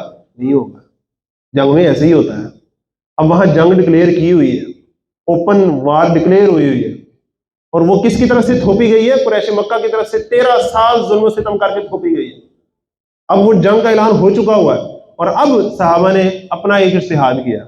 اجتہاد کیا کیا؟ انہوں نے محسوس کیا کہ حرمت والا مہینہ ہے، آخری 1-2 دن جا رہے ہیں، اگر ہم ابھی حملہ کریں گے تو حرمت والے مہینے کی حرمت پامال ہوگی، اگر ہم 1-2 دن ویٹ کرتے ہیں تو یہ حرم کی حدود میں داخل ہو جائیں گے، پھر حرم کی حرمت پامال ہوگی، تو ایک نہ ایک حرمت تو اب ایٹ سٹیک ہے، تو کیا کریں؟ مشورہ کیا تو مشورے میں طے پایا کہ پھاڑ لو۔ اب انہوں نے جب ان پر حملہ کیا اور ان سب پر جو پورا قافلہ تھا اس پر جب قبضہ کیا تو ایک بندہ جو ہے وہ مارا گیا، دوسرے بندے کو ایک قیدی بنا کر لے کر آئے، تیسرا جو ہے وہ دوڑا گیا مکے اور جا کے اس نے بویلا میں چایا، وہ ہمارا ایک بندہ مار دیا، ایک بندہ قیدی بنا کے لے گئے، حرمت کے مہینے میں ہم پر حملہ کر دیا۔ اب وہ بڑا بویلا مچایا قریش مکہ نے، دیکھو جی دیکھو کیسے جی اللہ کے نبی ہیں، کیسے جی ان کے ماننے والے ہیں، حرمت کے مہینے کا بھی خیال نہیں کرتے۔ انہوں نے پورا نا پروپوگنڈا کیا۔ اب وہ اس زمانے کا جو میڈیا ہوگا ہر جگہ ٹاک شو ہو رہے ہوں گے کہ دیکھو جی انہوں نے کیا کیا۔ اب وہ آپ صلی اللہ علیہ وسلم کے سامنے یہ کیس آیا ہے، تو ذرا کیس دیکھیں ذرا کیسے ہو رہا ہے، اور اللہ تعالیٰ اس کا جواب کیا دے رہے ہیں۔ یسألونک عن الشہر الحرام قتال فیہ، یہ آپ سے پوچھتے ہیں حرمت والے مہینے کے بارے میں کہ جنگ کرنا کیسا ہے۔ قل ان سے کہیے قتال فیہ کبیر، اس مہینے میں جنگ کرنا بہت بڑی بات ہے، کوئی چھوٹی بات نہیں ہے۔ وصد عن سبیل اللہ وکفر بہ والمسجد الحرام واخراج اہلہ منہ اکبر عند اللہ، لیکن اللہ کے رستے سے روکنا، اس سے کفر کرنا، مسجد حرام سے لوگوں کو روکنا، اس کے گھر میں ادھر رہنے والوں کو وہاں سے نکال باہر کرنا، یہ سب کچھ اللہ کے نزدیک حرام مہینے میں قتل کرنے سے بھی بڑا جرم ہے۔ ان کو ان کا آئینہ دکھایا گیا ہے۔ اب تمہیں حرمت والے مہینے کی حرمت کا خیال آ رہا ہے، بڑا بیٹامی خیال آیا تمہیں، اب تمہیں حرم کی حرمت کا خیال آ رہا ہے۔ 13 سال جب نبی صلی اللہ علیہ وسلم اور صحابہ پر ظلم ہو رہا تھا، حضرت بلال کے ساتھ کیا ہوا، حضرت خبیب کے ساتھ کیا ہوا، وہ حرم کے اندر نہیں ہو رہا تھا، تب تمہیں حرمت کا کوئی خیال نہیں تھا، اب تمہیں حرمت کا خیال آ گیا۔ وہ سارا کچھ جو تم کر رہے تھے نا، اور جو تم نے مسجد حرام میں داخلے پر پابندی عائد کی ہوئی ہے، یہ اللہ کے نزدیک بڑا جرم ہے۔ والفتنۃ اکبر من القتل، اور فتنہ قتل سے بڑی چیز ہے۔ تم نے جو فتنہ برپا کیا ہوا ہے، لوگوں کو جینا دوبھر کیا ہوا ہے، یہ قتل سے بھی بڑی چیز ہے۔ ولا یزالون یقاتلونکم، اور ہمیشہ لڑتے رہیں گے تم سے یہ کافر، حتی یردوکم عن دینکم ان استطاعوا، یہاں تک کہ تمہیں پھیر دے تمہارے دین سے اگر ان کا بس چلے۔ ومن یرتد منکم عن دینہ، لیکن تم سن لو دھیان سے، جو کوئی تم میں سے اپنے دین سے پھرے گا، فیمت وہو کافر، پھر وہ مرا اس حال میں کہ وہ کافر تھا، فاولئک حبطت اعمالهم فی الدنیا والآخرہ، تو یہی وہ بد نصیب ہیں کہ ان کے اعمال دنیا اور آخرت میں برباد ہو گئے۔ اللہ تعالیٰ ہمیں خاتمہ بالایمان نصیب فرمائے۔ فاولئک اصحاب النار، یہی لوگ جہنم والے ہیں، ہم فیہا خالدون، وہ اس میں ہمیشہ رہنے والے ہیں۔ قریب ہے کہ وہ وقت آئے کہ ہمیں اجتماعی طور پر بھی اور انفرادی طور پر بھی اس قدر مجبور کر دیا جائے کہ ہم ایمان کے سودے کرنے پہ آ جائیں۔ وہ وقت دور نہیں ہے۔ اللہ تعالیٰ ہمیں ایسے ماحول میں بچنے کی توفیق عطا فرمائے اور ڈٹنے کی توفیق عطا فرمائے۔ ان الذین آمنوا والذین ہاجروا، بے شک وہ لوگ جو ایمان لائے اور جنہوں نے ہجرت کی، وجاہدوا فی سبیل اللہ، اور جہاد کیا اللہ کی راہ میں، اولئک یرجون رحمت اللہ، یہی وہ لوگ ہیں جو امید رکھتے ہیں اللہ کی رحمت کی، واللہ غفور رحیم، اور اللہ بہت بخشنے والا، ہمیشہ رحم فرمانے والا ہے۔ یسألونک عن الخمر والمیسر، یہ آپ سے پوچھتے ہیں شراب اور جوئے کے بارے میں۔ قل ان سے کہیے فیہما اثم کبیر، ان دونوں میں گناہ بہت زیادہ ہے، ومنافع للناس، اور کچھ نہ کچھ فائدے بھی ہیں لوگوں کے لیے، وَإِثْمُهُمَا أَكْبَرُ مِن نَفْعِهِمَا، اور ان دونوں کا گناہ ان کے فائدے سے بہت زیادہ ہے۔ وَيَسْأَلُونَكَ مَاذَا يُنْفِقُونَ، اور وہ پوچھتے ہیں آپ سے کہ کیا خرچ کریں۔ قل ان سے کہیے العفو، ضرورت سے زائد جو بھی ہے خرچ کر دو۔ یہ ایک انتہا ہے، اس کے بھی دو پہلو ہیں، ذرا غور کریں۔ ایک کیا ہے کہ ضرورت پوری کر کے پھر جو ہے وہ خرچ کر دو، یہ نہیں کہ سارا خرچ کر کے پھر خدا ہاتھ پھیلانے لگا جائے، نہیں، ایسے نہیں، ضرورت پوری کر کے پھر خرچ کرو۔ اب ضرورت کتنی ہے جو بندہ جانتا ہے، اس کا رب جانتا ہے، جتنا وہ رب کے قریب ہوتا چلا جائے گا، آخرت کا دل میں اس کے ایمان پیدا ہوتا چلا جائے گا، وہ اپنی ضرورتوں کو سکیڑتا چلا جائے گا، وہ کہے گا نہیں یہ بھی میری ضرورت نہیں، اس کے بغیر بھی کام چل سکتا ہے، اس کے بغیر بھی کام چل سکتا ہے، وہ ایسی لیول پہ آ جائے گا، اور پھر کرتے کرتے وہ لیول آ جائے گا کہ ساری عمر زکوٰۃ دینے کی نوبت نہیں آئے گی، جو آ رہا ہے خرچ کر رہے ہیں، جو آ رہا ہے خرچ کر رہے ہیں۔ یہ ہے انتہا کا لیول کہ جمع پونجی رکھنا تو تصور ہی نہیں، ضرورت سے زائد جو بھی اللہ کے راستے میں خرچ کرو۔ اور یہ ان صحابہ سے کہا جا رہا ہے جو سابقون الاولون کا درجہ رکھتے ہیں، اس کی وجہ کیا ہے؟ زکوٰۃ کا نظام قائم کرنا ہے ان صاحبہ نے. کل کو انہوں نے جنگیں لڑنی ہے مختلف قبائل سے زکوٰۃ کے ایشو پر، لڑنی ہے کہ نہیں لڑنی؟ اب جنہوں نے زکوٰۃ کا نظام قائم کر کے رکھنا ہے، اگر وہ بھی صرف زکوٰۃ کے لیول پر رہے ہیں کہ ہم نے تو زکوٰۃ دے دی تو بس کافی ہے، نہیں، خود ان کو اس لیول پہ جانا پڑے گا. خود تو پیٹ پہ پتھر باندھ کے بھی دوسروں کو دینا پڑے گا. تو اگر معاشرے کو آپ زکوٰۃ کی سطح پر لے کر آنا چاہتے ہیں تو خود تو اس لیول پہ جانا پڑے گا. اللہ تعالیٰ معاشرے میں کچھ نہ کچھ لوگ تو ایسا پیدا فرمائے اور ہمیں ایسے لوگوں میں شامل ہونے کی توفیق عطا فرمائے. بڑا مشکل کام ہے. معاشرے کی اصلاح ایسے نہیں ہوتی. پلس میکر چاہیے ہوتے ہیں، رول ماڈل چاہیے ہوتے ہیں معاشرے میں، جو لوگوں کے لیے ایک لیول سیٹ کرتے ہیں، ایک ٹارگٹ سیٹ کرتے ہیں، جو چاہتے ہیں کہ قتل و غارت گری نہ ہو، امن و امان ہو. ان کو خود تو مارے سہنی پڑتی ہیں، ان کو خود تو اپنے چچا کی شہادت بھی برداشت کرنی پڑتی ہے، اپنے قریبی صحابہ کی شہادت برداشت کرنی پڑتی ہے. تب امن و امان قائم ہوتا ہے کہ صنعاء سے حضرموت تک کوئی سوار جاتا ہے اور اسے کسی کا خوف نہیں ہوتا. جو لوگ چاہتے ہیں کہ وہ حالات آ جائیں کہ لوگ زکوٰۃ لے کے نکلیں اور لینے والا کوئی نہ ملے، انہیں خود تو اس لیول پہ جانا پڑتا ہے کہ پیٹ پہ پتھر بھی باندھیں لیکن مانگنے والا کوئی آئے تو اسے کچھ نہ کچھ دے، کسی سے لے کے ہی کیوں نہ دے. یہاں تک بھی لیول ہے. تو قل العفو، اللہ تعالیٰ ہمیں اس لیول پر پہنچنے کی کوشش ہی کرنے کی توفیق عطا فرمائے. کذالک یبین اللہ لکم الآیات لعلکم تتفکرون.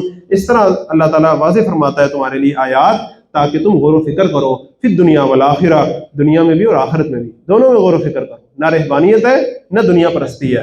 وَيَسْأَلُونَكَ عَنِ الْيَتَامَىٰ، اور وہ آپ سے یتیموں کے بارے میں پوچھتے ہیں کہ ہمارے پاس یتیم ہے، ان کا مال ہمارے پاس ہے تو کیا کریں. ان کا مال بالکل علیحدہ رکھیں، اپنا مال بالکل علیحدہ رکھیں تاکہ کوئی کنفیوژن نہ ہو اور سیپریشن رہے، تاکہ کہیں غلطی سے بھی ان کا مال ہمارے مال میں نہ آ جائے. یتیم کے مال کی جو سینکٹیٹی قرآن میں بیان کی گئی ہے، سورہ نساء کے پہلے رکوع میں ہم اس کو تفصیل سے پڑھیں گے.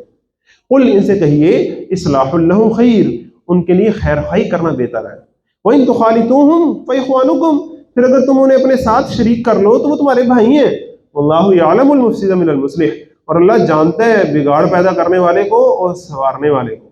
اللہ تعالیٰ نیتوں کا حال جانتا ہے کہ کون اس لیے ملا رہا ہے تاکہ اس کا مال محفوظ رہے، اور کون اس لیے ملا رہا ہے تاکہ میں دھوکے سے اس پر قبضہ کر لوں. وَلَوْ شَاءَ اللَّهُ لَأَعْنَتَكُمْ، اور اگر اللہ چاہتا تو یقیناً تمہیں مشقت میں ڈال دیتا، تمہیں کہتا نہیں علیحدہ کر کے رکھو، پھر تم حساب کتاب میں لگے رہتے. ان اللہ عزیز الحکیم، بے شک اللہ زبردست ہے، کمال حکمت والا ہے. اللہ تعالیٰ ہمیں اپنے حکموں کو سمجھنے کی اور اس پر عمل کرنے کی توفیق عطا فرمائے. کل انشاءاللہ ہم جو گھریلو زندگی ہے، بالخصوص نکاح طلاق کے مسائل ہیں، میاں بیوی کے تعلقات ہیں، اس پر انشاءاللہ ہم گفتگو شروع کریں گے. صدق اللہ.